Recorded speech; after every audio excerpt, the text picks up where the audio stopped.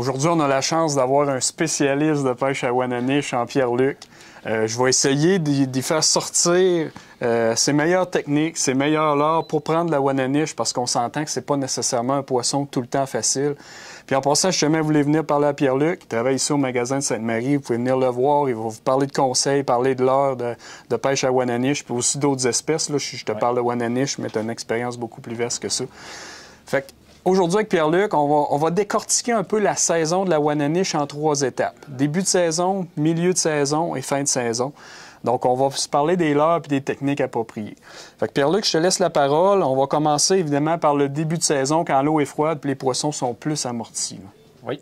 Tout d'abord, souvent je commence ma saison avec un poisson nageur pour débuter ma saison. Ça a un mouvement un petit peu moins erratique qu'une cuillère, comme on pourrait dire. Je commence souvent ma saison avec un poisson nageur de style Scatter Rap, Original Rapala, Livingston, Jerkmaster. Je commence souvent avec ça. On longe les bordures du lac, puis on laisse ça traîner environ 125 pieds derrière le bateau. Tout dépend aussi si c'est une journée venteuse ou bien une journée calme. Quand c'est une journée venteuse, on peut rapprocher nos leurres du bateau car elle a moins peur du bateau. Le bouillon de moteur, le bruit du moteur lui fait moins peur.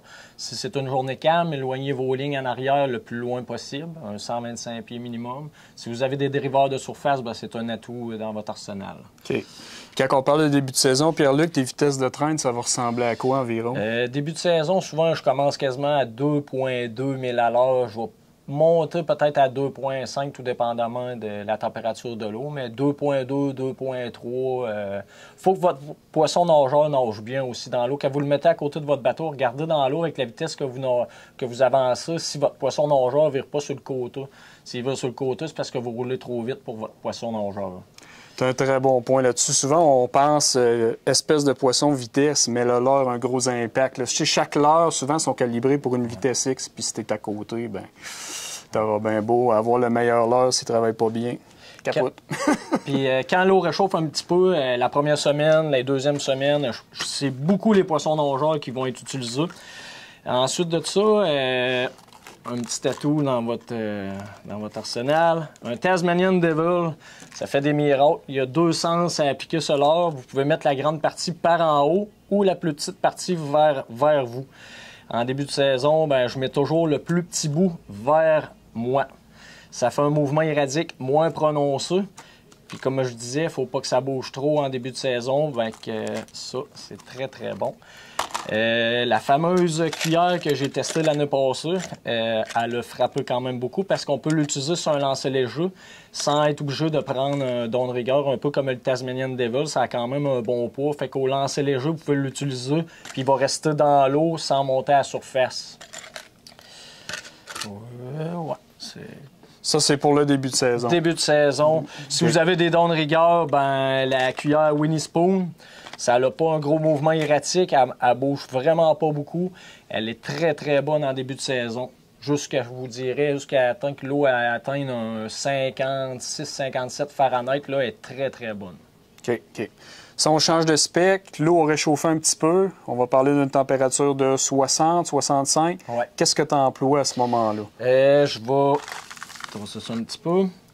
Je vais utiliser souvent des flashers. Un flasher avec une mouche tube. Fait qu'on utilise un flasher, c'est peut-être pas trop commun pour certains, ça a l'air gros. Ce flasher-là, ce qu'il fait, c'est un attractant, ça limite un poisson qui court après une petite proie. Je mets une mouche tube en arrière de 18 à 28 pouces, dépendamment de la journée, si elle est vraiment active ou non. Vous pouvez raccourcir si elle est vraiment active parce que la mouche, plus que vous raccourcissez votre fil en arrière de votre flasher, plus que votre mouche, elle tourne. Puis si vous rallongez, moins qu'elle tourne. Donc, les journées qui sont plus amorties un peu, rallongez votre fil derrière votre flasher, vous allez avoir plus de succès comme ça. On va tasser le flasher. Cuillère, Cossette, la cuillère à Dominique Cossette, puis la fameuse Moose Look. 2 cuillères très productives, pas mal partout au Québec. Ça frappe beaucoup. Vous pouvez l'utiliser en tricheuse, vous pouvez l'utiliser sur le don de rigueur en bas. C'est sûr, rajouter une tricheuse, vous doublez vos chances. Fait que pour ça, c'est comme ça.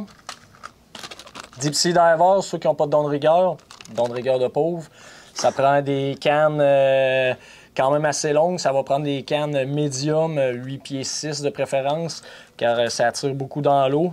Vous mettez votre Deep Sea Diver, vous mettez une longueur de bras environ de fil. Vous accrochez soit une cuillère ou soit un flasheur derrière.